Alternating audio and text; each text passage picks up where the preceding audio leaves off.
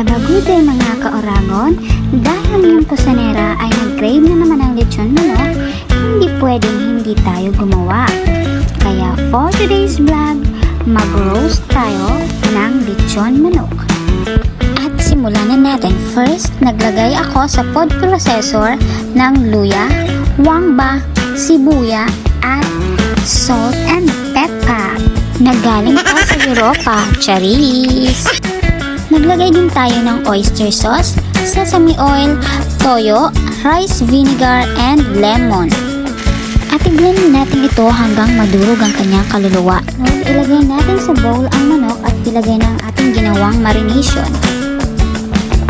At pagkatapos nga, i-marinate natin ito ng 2,000 years later. 2,000 years later.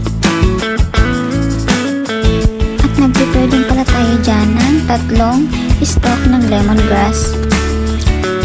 At maganda tayo ng baking tray at ilagay na natin ang nokma.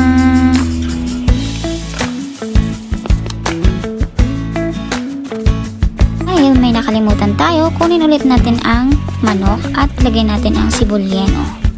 Kung nagustuhan mo itong video, paki-like, share at huwag kalimutang i-follow.